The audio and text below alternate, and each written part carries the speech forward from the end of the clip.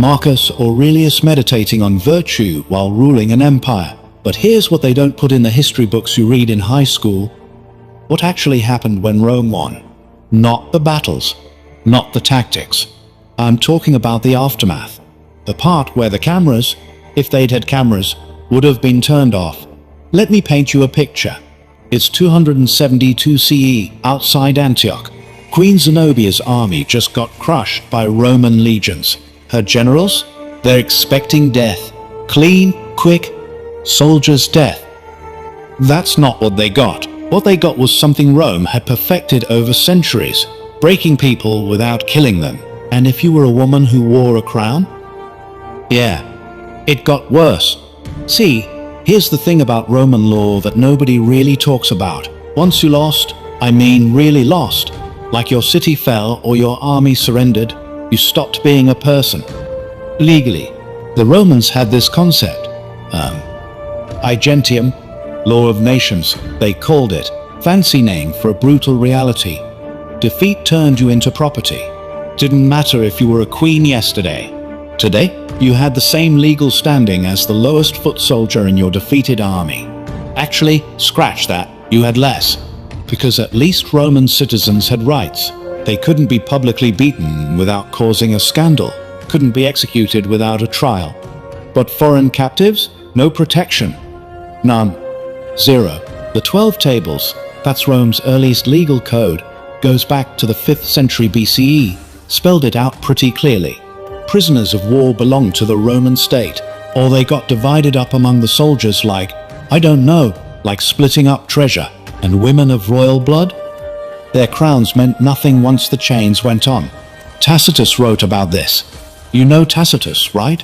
Roman historian, didn't pull punches. He documented what happened to defeated British royalty and noted, his words here, essentially, that Roman officials showed zero hesitation in degrading people who'd once commanded armies. And look, if you're finding this stuff as unsettling as I did when I first dug into it, if you want more stories from history that nobody talks about in textbooks, hit that subscribe button, because we're just getting started here, and trust me, it goes much deeper than you think.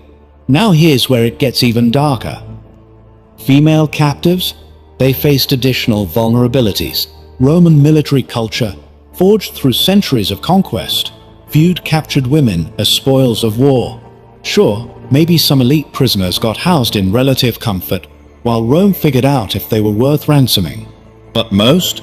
Immediate degradation. That line between prisoner of war and slave? Existed only on paper. But Rome wasn't just about breaking people physically. They'd perfected something more insidious. The triumph. The big public parade. Picture this. You're a Roman general who just conquered a kingdom. You petition the Senate for permission to celebrate a triumph. They say yes. Now comes the show. And oh boy, what a show. The route stretched nearly 4 kilometers through Rome's streets, from the Field of Mars, through the Forum, all the way up to the Capitoline Hill. Thousands of people lining the streets. And the procession? This wasn't just a parade. It was the ultimate power move. It was Rome showing the world that no matter how big your crown was, they could turn you into a toy for their amusement. First came the musicians and entertainers, then carts with paintings and models of the conquered cities, showing Romans lands they'd never see. Wild animals from exotic territories, led in chains. Romans loved that stuff, gave them a glimpse of this unknown world their legions had subdued. Then came the main event. The prisoners.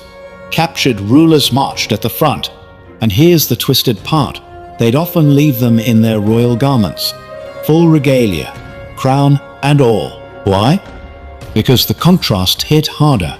Look at this mighty queen who commanded armies, now shuffling in shackles before crowds that are jeering and celebrating her humiliation. The message was clear. No kingdom too distant, no throne too high. Rome could reach you. This wasn't just celebration. This was psychological warfare broadcast across the ancient world. Allies watched, enemies watched, and they all got the same message written in human suffering. For royal women, the triumph meant walking a gauntlet, while thousands of eyes stripped away every shred of dignity. The whole thing took an entire day. slow march, so every spectator along the route could observe every detail. And the worst part, these captive queens didn't know if they'd survive the day. Some would, others wouldn't see sunset. That uncertainty, that was part of the torture. Let me tell you about Zenobia, Queen of Palmyra. This woman carved out an empire stretching from Egypt to Anatolia. She challenged Roman authority across the east. She was formidable. Emperor Aurelian finally crushed her forces in 272, captured her as she fled toward Persia, and 2 years later, in 274, Aurelian got his triumph. The Historia Augusta, that's a collection of imperial biographies written in the 4th century, describes what happened in detail, probably based on eyewitness accounts. And the picture it paints? Zenobia was adorned with jewels that caught the sunlight. They turned her into this glittering monument to Rome's power over the wealthiest kingdoms of the East. But the chains drew the most attention. These weren't simple iron shackles. Zenobia walked bound in heavy golden chains, so massive that guards had to march beside her to help carry the weight. Gold. They used gold specifically. The very wealth she'd commanded now turned into the instrument of her bondage. Her entire person had become a walking display of conquered riches. Sources say she maintained remarkable composure. Despite the weight, despite the hours of slow marching through hostile crowds, she carried herself with dignity. Maybe that's what saved her life. Aurelian, impressed by her bearing, or maybe just calculating that she served his purposes better alive, spared her the execution that awaited most captive rulers. He granted her a villa near Rome instead. Some accounts claim she married a Roman senator, became part of aristocratic society. Her daughters married into noble families. Was this mercy, or a more subtle form of humiliation? Historians still debate that. Zenobia spent her final decades as a living reminder, a monument to Roman power. Her presence in Italian society a constant demonstration that even the mightiest queens could be reduced to Roman dependence. Now let me take you back a bit. 60 CE. Britain. King Prasutagus of the Iceni dies. He left a will, clever will, he thought, bequeathed half his territory to Emperor Nero, half to his 2 daughters, hoped this compromise would preserve Iceni independence while satisfying Roman demands. Strategy failed. Catastrophically.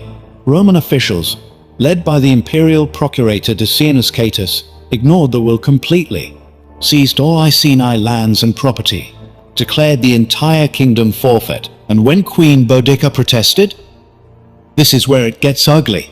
Tacitus recorded what followed. His father-in-law served in Britain during this period, so he had direct sources, and Tacitus, even though ancient historians usually danced around certain subjects, recorded this with unusual directness. Boudica was publicly beaten. The Romans struck her with the whip. They didn't just want to hurt her. They wanted to humiliate her publicly. The Roman leather showing no mercy to her royal skin. To beat a Roman citizen required legal justification, procedural safeguards. To publicly beat a queen of an allied kingdom? That was deliberate humiliation. But the Romans went further.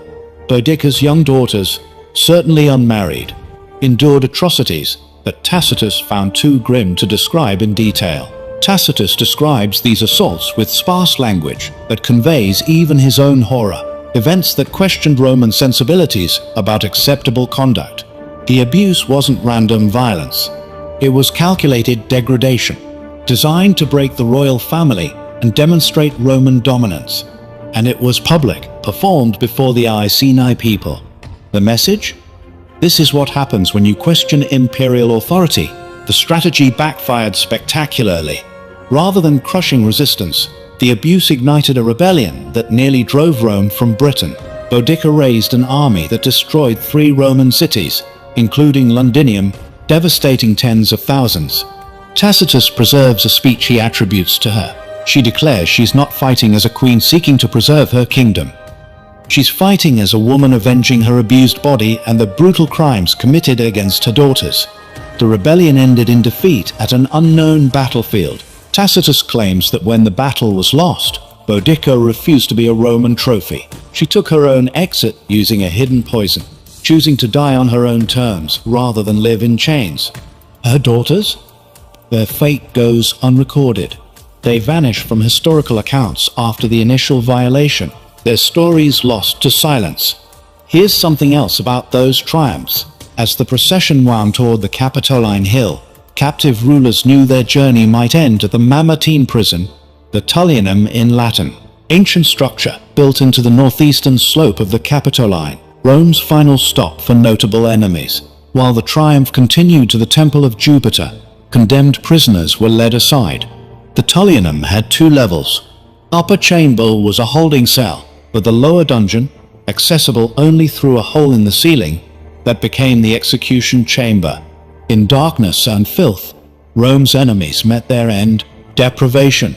The process remained deliberately hidden while crowds celebrated above. Vercingetorix, Gallic chieftain who unified the tribes of Gaul against Julius Caesar. After his defeat at Alesia in 52 BCE, Caesar held him in prison for 6 years, then paraded him through Rome in the triumph of 46 BCE. The once vigorous leader had deteriorated during captivity until he appeared broken before Roman crowds. After the procession, led to the Tullianum and executed. Jugurtha, king of Numidia, met a similar end following Maurice's triumph in 104 BCE. When he was lowered into the lower chamber, he went mad with terror. They lowered him into a hole in the ground and locked away the food and water. He was left in the dungeon for 6 days with no drop of water and nothing to eat. There was only silence while Rome celebrated above. Plutarch recorded his final words, asking in delirium how cold this Roman bath is. Not every captive faced immediate execution. The decision rested with the triumphant general, and later with the emperor himself.